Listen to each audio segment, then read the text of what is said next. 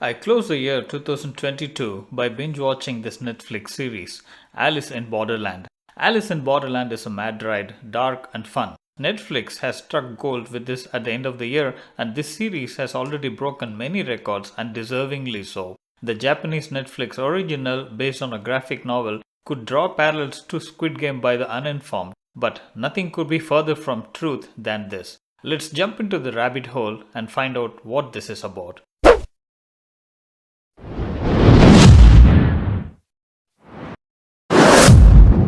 Hello everyone, welcome back. The story opens with three loser of friends hiding inside a toilet while avoiding the cops for the street mischief they played for fun. The story revolves around Arisu, who is one of the three friends, an intelligent and independent mind, but with no direction in life.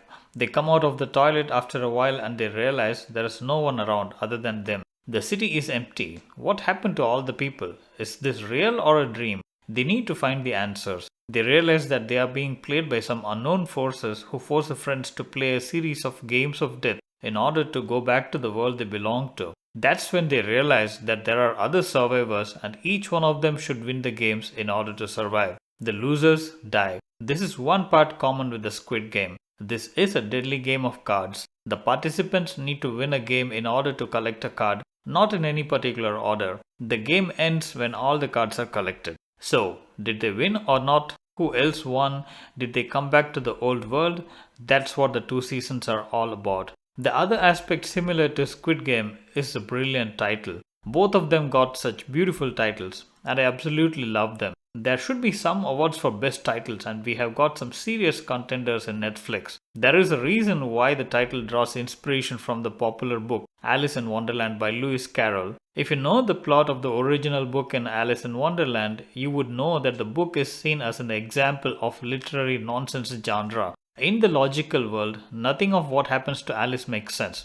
But in a world of fantasies, there are always meanings to the proceedings which could at times answer our deeper existential questions. That's why this story remains a cult classic and many creators use the imagery and subplots from the novel. Remember the follow the white rabbit taunt in the Matrix? I could also relate Alice to Chihiro in Spirited Away or to Pai Patel in Life of Pi. Stretching my imaginations, I could also see the thought process adopted in Fight Club and American Psycho. The common thread is there is this real world. I mean, the logical world which we believe is real in which we live, and then there is other world where the laws of logical world does not apply. All these characters live between these two worlds. There are obvious references to the book as well. Oh yes, there is a character called Hatter, just like in the novel. There is this annoying character Mira who keeps grinning like a Cheshire cat all the time. And the final game is a game of croquet, just as in the book. So if people have to look for similarities and references, then the viewers should look for them from the novel Alice in Wonderland. In the book, Alice follows the white rabbit and falls into a rabbit hole, and from there on everything is fantastical and absurd at many levels. In the Matrix, Neo follows the white rabbit willingly, but in this series, the characters do not enter the rabbit hole intentionally. They are forced into it. If at all the series borrows ideas, I would say it has closer shades of grey with The Matrix and Inception. Firstly, the construction of the world itself. There is room for every viewer to interpret differently. Secondly, the levels of interpretation. Just like dreams within dreams in Inception, there are levels within levels in this series. Even while concluding, we are left unsure what to conclude. Are we back to the real world, or is this real world itself a game simulation? Many such questions keep popping up in our minds, and the creators skillfully avoid answering everything and leave the viewers in a quest for answers. The series commands very high production values. The visual effects are outstanding and the star cast is enviable. But what makes the watch intriguing are the seemingly annoying flaws which, if viewed from a different perspective, have different meaning and suddenly things start making sense.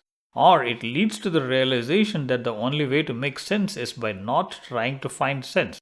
Let's get into the critical part of the review.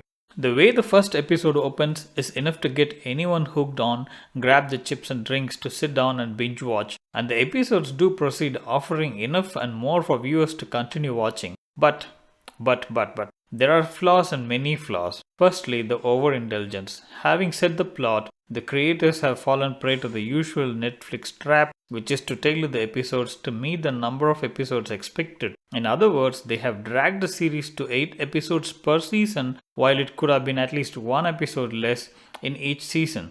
There are shots and shots that linger way too long. It is aesthetically pleasing, that's true. But the relentless use of slow zoom ins and zoom outs gets a bit annoying when the same technique gets repeated episode after episode. The other indulgence is the pointless deep dive into the skin of certain characters. They serve only half the purpose. Why half? The character building does have the desired impact by raising the expectations of the viewers and getting us prepared with the hope that something of importance will be revealed. But the part where it falls flat is the characters do not have the depth and there is no special revealing. So all the expectation settings kind of look pointless. Some of the games are interesting, but some are plain childish. The highlight of the series is the final episode of the season 2. Call it the finale or whatever. This is not the action-packed grand finale. The action is over in the preceding episode. The last episode that runs for longer than an hour is left to explore the unanswered questions. What is the significance of Borderland? Is it just because it rhymes with Wonderland? What exactly does Borderland mean? Who survives and what happens next? Is it all real? Basically, the answers that the lead characters and the viewers are searching for. This episode takes us through many emotions. It is intentionally scripted to confuse the viewers, a bit mind-bending and with a sugar-sweet ending. Therefore, letting the viewers feeling good by the time it ends. I would have expected a not-so-nice ending that could have kept the craze alive and led the viewers asking for more. All the previous 15 episodes lead to this, and it is a fitting finale. Okay, there is a subtle hint, a bit too subtle, of a potential next season, and if there is a next season, I'm not missing it.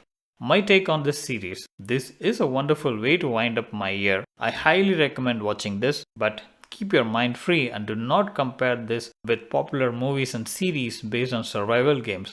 I wish you all a very happy new year. I'll come back with my next review. Till then, bye bye.